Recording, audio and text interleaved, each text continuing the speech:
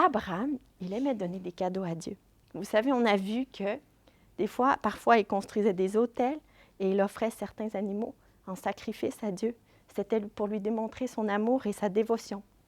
Et un jour, Dieu a demandé un autre cadeau à Abraham.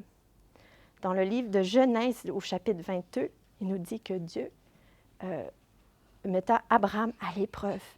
Donc, il a éprouvé, mais aussi fortifié sa foi.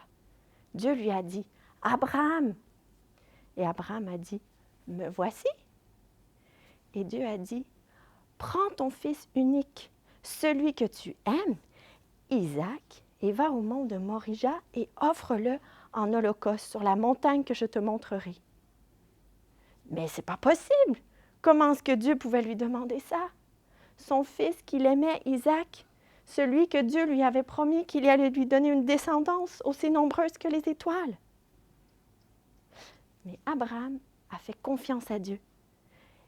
Il savait depuis les années, il avait appris des choses sur Dieu. Il savait qu'il pouvait lui faire confiance, que Dieu allait tenir sa promesse. Et donc, il a obéi. Le lendemain matin, il s'est levé très tôt.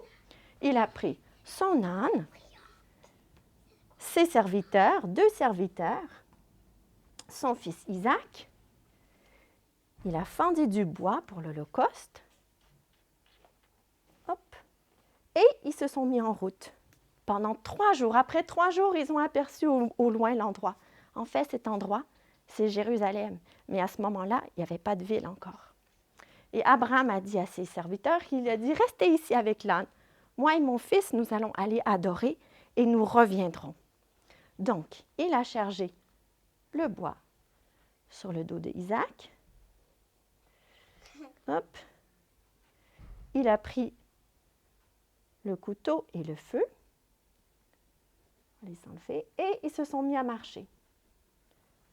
Et après un peu, Isaac, il a regardé, il a dit, « Mais papa, me voici. » Il dit, « Je vois du bois, on a le feu, mais où est l'agneau pour le sacrifice? » Et Abraham a dit, « Mon fils, Dieu lui-même va pourvoir l'agneau pour le sacrifice. » Donc, ils ont continué à marcher. Et une fois arrivés à l'endroit que Dieu leur avait montré, je vais changer le paysage.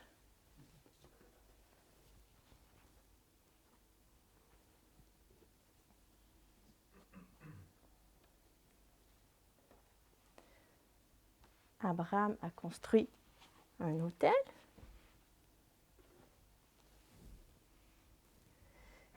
Merci. Il a placé le bois dessus.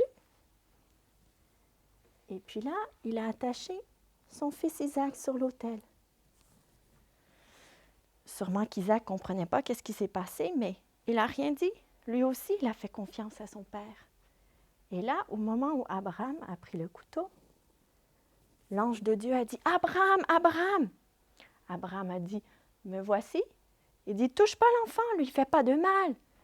Je sais maintenant que tu me crains et que tu étais prêt à me donner ton fils. » Et là, Abraham leva les yeux et qu'est-ce qu'il vit?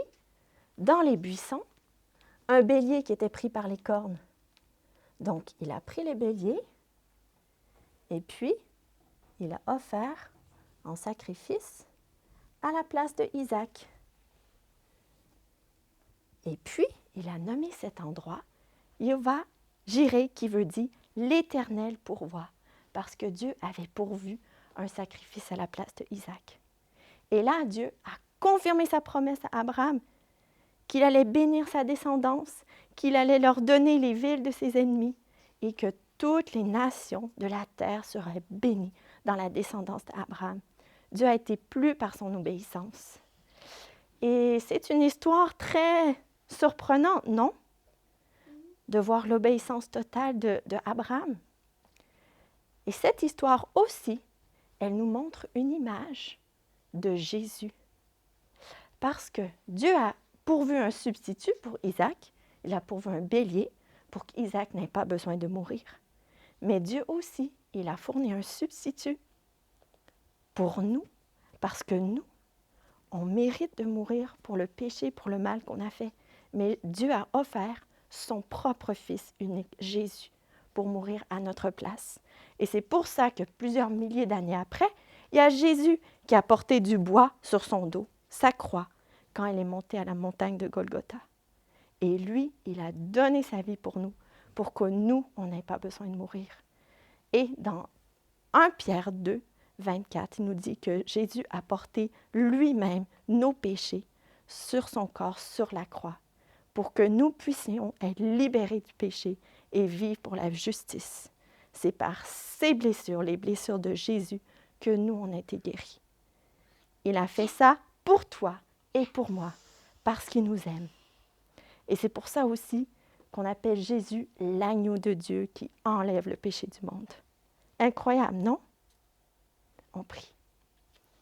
Seigneur Dieu, on veut te remercier pour ton amour pour nous. Merci parce que toi, tu as donné ton Fils à notre place pour qu'on n'ait pas besoin de mourir. Merci pour ton amour et aide-nous à te faire confiance, Seigneur. On prie ces choses au nom de Jésus. Amen.